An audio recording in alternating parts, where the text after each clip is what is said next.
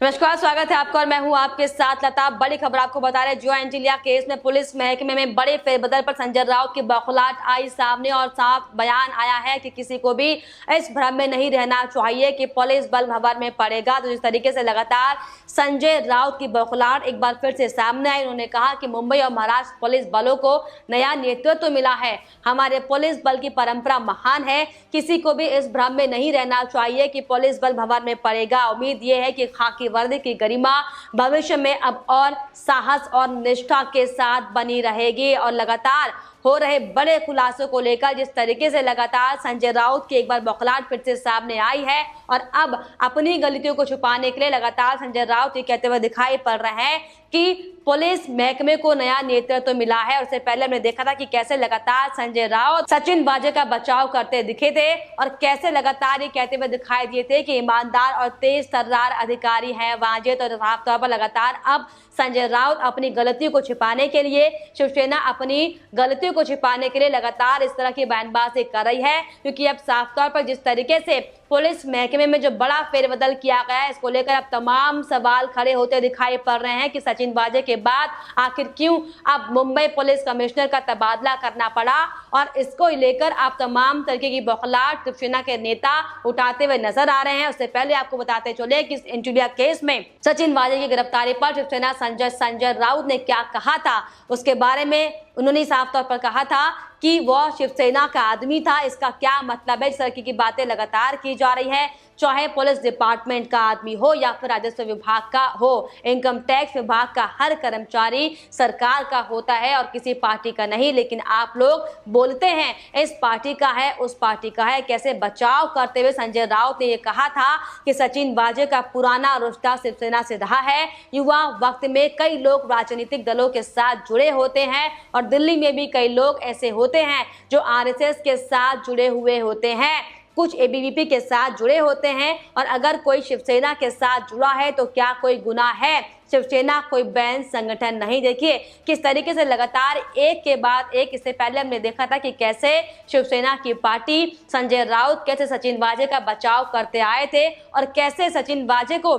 ईमानदार छवि का पुलिस अधिकारी कहा जा रहा था। हालांकि जिस तरीके से जो कर्मठता सचिन वाजे की पूरे मामले में दिखाई दी, जो ईमानदारी पूरे मामले में दिखाई दी, उससे साफ स्पष्ट होता है कि जो एनआईए लगातार जांच इस मामले को लेकर कर रही है, कोई बड़े अहम खुलासे जो लगातार संजय राउत छुपाने की कोशिश कर रहे हैं और शिवसेना इस पर पूरे मामले को छुपाने की कोशिश करे। लेकिन आज साफ तौर पर एनआईए के जांच के बाद जो तमाम शक के घेरे में परमबीर सिंह आते दिखाई पड़ रहे थे और जिसके बाद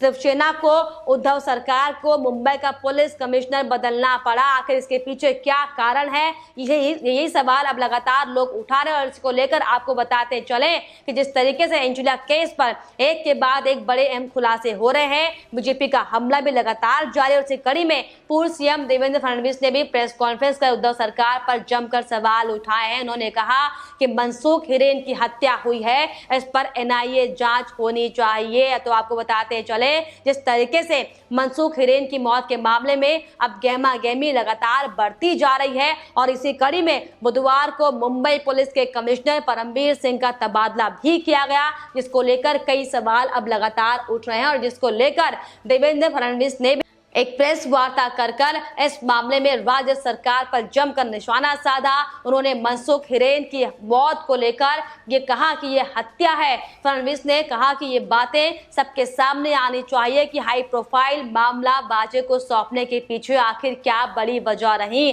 तो साफ तौर पर एक के बाद एक बड़े हमले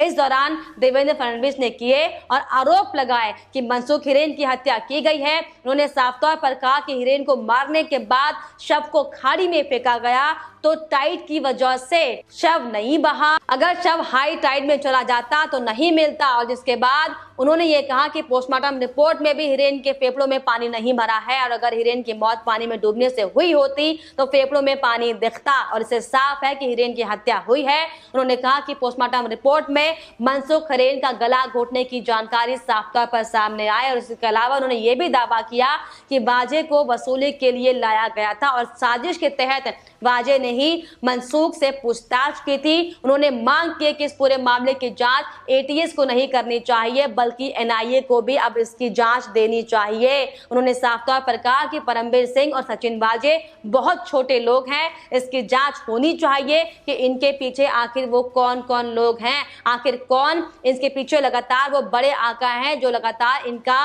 संरक्षण कर रहे थे। और जिस तरीके से कोरोना के बहाने सचिन वाजे की बहाली की गई थी, इसको लेकर भी उद्धव ठाकरे लगातार वो मुझसे पैरवी कर रहे थे। पूर्व मुख्यमंत्री फडणवीस ने साफ तौर पर आरोप लगाया कि कोरोना के बहाने वाजे की बहाली की गई। उन्होंने कहा कि सचिन वाजे साल 2004 में सस्पेंड हुए, 2007 में उन्होंने वीआरएस यानी कि ऐच्छिक सेवानिवृत्ति दिया, लेकिन उनके ऊपर चल रही इंक्वायरी के चलते उनका वीआरएस स्वीकार नहीं किया गया। उन्होंने ये भी कहा कि साल 2018 में जिस समय मैं मुख्यमंत्री था, उस समय शिवसेना की ओर से मुझ पर दबाव बनाया जा रहा था कि एपीआई सचिन वाजे को एक बार फिर से सरकार की सेवा में लिया जाए, लेकिन मैंने सचिन वाजे को बहाल नहीं किया। तो साफ तौर पर हकीकत शिवसेना की अब साफ तौर पर सामने आ गई है, क्योंकि जिस तरीके से एक के बाद एक अहम खुलासे इस पूरे मामले में होते दिखाई पड़ रहे हैं, ये साफ इशारा करता है कि अब चाहे संजय राउत हो चाहे उद्धव ठाकरे हो, लगातार तमाम तरीके की बयानबाजी करते हुए दिखाई देंगे,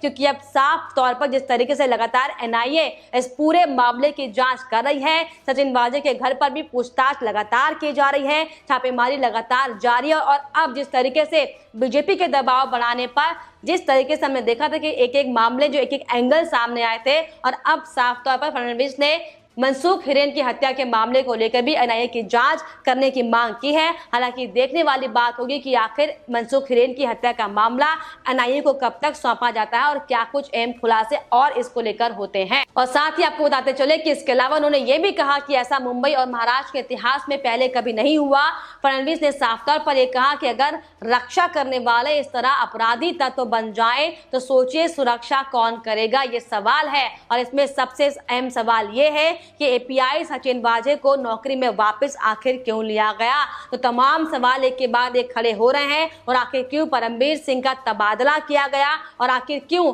जो लगातार जिस तरीके से शिवसेना के बड़े मंत्री परमवीर के साथ लगातार बैठक कर रहे थे और जिस तरीके से शरद पवार भी लगातार नाराज दिखाई पड़ रहे थे, आखिर इनके पीछे की क्या वजह है, इसको लेकर तमाम सवाल खड़े हो रहे हैं। और इसी कड़ी में जिस तरीके से पूर्व सीएम देवेंद्र फडणवीस ने भी साफ तौर पर कई सवाल पूछते हुए आरोप लगाए कि आखिर सचिन वाजे का राजनीतिक आका कौन है, और ये भी उन्होंने कहा कि परमवीर वाजे पर किसका हाथ है। सचिन वाजे और परमवीर बहुत छोटी कड़ियां हैं, और आखिर इस बीच पूरे मामले के पीछे कोई बड़ा साजिश करता है जो लगातार जिनके इशारों पर यह पूरा घटनाक्रम किया जा रहा था, क्योंकि अकेले वाजे ये सब नहीं कर सकता। हिरेन मनसूख मामले में जो कार्रवाई होनी चाहिए थी वो नहीं की गई है, और इसीलिए अब लगातार मांग की जा रही है कि हिरेन मनसूख की हत्या के मामले में एनआईए जांच भी आनी चाहिए। और ये सरकार की बड़ी नाकामी दिखाता है। साफ तौर पर मनसूख हिरेन की हत्या की गई थी, शिवसेना प्रवक्ता रह चुका है सचिन वाजे। तो एक एक करके जो तमाम जो पहलू अब जो पूरे मामले को लेकर सामने आ रहे हैं, साफ तौर पर साफ हो चुका है कि ये पूरा केस उगाही का हो सकता है। तो जिस तरीके से लगातार एक के बाद एक जो कड़ियां हमने आपको बताई कि कैसे मनसूख हिरेन की हत्या का मामला इतना गंभीर पहुंच गया कि अब जिसके बाद एक बड़े बड़े पुलिस अधिकारियों के तबादले किए गए, सस्पेंशन किया गया, और अब फिर भी बावजूद इसके जो शिवसेना है उनके जो बड़े बड़े नेता हैं वो लगातार पुलिस अधिकारियों का बचाव करते हुए दिखाई पड़ रहे हैं, जिसको लेकर कई सवाल खड़े होते हैं कि आखिर अब तक भी क्यों, जब कई सबूत सामने आ चुके हैं, वो ठोस सबूत जिसको साफ तौर पर एनआईए सबके सामने रख चुकी है, पेश कर चुकी है, लेकिन बावजूद इसके संजय राउत की चाहे बात की जाए, चाहे उद्धव ठाकरे की बात की जाए, चाहे अनिल देशमुख की बात की जाए, तमाम एक के बाद एक झूठे बयानबाजी लगातार दिए जा रहे हैं, जो कि वाकई बेहद शर्मनाक है। लेकिन इन सबके बीच आपको बताते चले कि बड़ी बात यहाँ पर यह है कि अब इस पूरे मामले को लेकर अब जो नए बदलाव किए गए हैं वो साफ तौर पर यह है कि जो मुंबई पुलिस कमिश्नर था उसको बदल दिया गया है, क्योंकि जिस तरीके से लगातार ये कयास लगाए जा रहे थे कि परमवीर सिंह अब बदले जा सकते हैं, उनका इस्तीफा होना तय है। और इसे को लेकर जो इस कड़ी में जो नया मोड़ आया वो ये था कि अब परमवीर सिंह को हटा दिया गया है, उनका तबादला कर दिया गया है, जिसको लेकर संजय राउत एक बार फिर से अपने पुलिस महकमे का बचाव करते दिखाई दिए हैं। और उन्होंने अपने प्रदेशवासियों को नया नेतृत्व मिलने पर बधाई भी दी है, जो कि साफ तौर पर बेहद बड़े षड्यंत्र का खुलासा करती है, क्योंकि अब जिस तरीके से एक के बाद एक जो परतें पूरे मामले को लेकर खुलती हुई दिखाई पड़ रही है, तमाम आरोप अब शिवसेना सरकार पर लगते हुए दिखाई पड़ रहे हैं। और इसी कड़ी में अब लोगों का यह भी आरोप है कि अनिल देशमुख जो इस तरीके से लगातार मामले को छिपाने के लिए अपने नए नए अफसरों को लेकर आ रहे हैं और कई पुलिस अधिकारियों को सस्पेंड जो किया जा रहा है। लेकिन इसमें बड़ी बात यहां पर है कि अनिल देशमुख को भी इस्तीफा देना चाहिए, लगातार लोग ये मांग करते आ रहे हैं, क्योंकि जिस तरीके से महाराष्ट्र में इस समय जो माहौल बना हुआ है, कैसे एक छोटी सी मनसुख हिरेन की हत्या का मामला कैसे इतना बड़ा राजनीतिकरण रूप उसने ले लिया, ये वाकई बेहद बड़ा सवाल है कि आखिर क्यों, कौन लोग वो साजिश करता है जो इन छोटी छोटी कड़ियों का इस्तेमाल कर कर एक बड़ी साजिश को अंजाम देने की कोशिश कर रहे थे। लेकिन फिलहाल इसको लेकर तमाम जांच जो है वो जुटी, तमाम तरीके से जांच की जा रही है और एनआईए पूरी गहनता के साथ बहुत जल्द बहुत बड़े खुलासे करने वाले, जिसको लेकर आपको बताते चले कि उद्धव सरकार को बड़ा झटका इसमें मिल सकता है। फिलहाल आपकी इस पे क्या राय है, हमें कमेंट बॉक्स में जरूर लिखेगा। साथ ही साथ हमारे चैनल को सब्सक्राइब करना भी ना भूलें।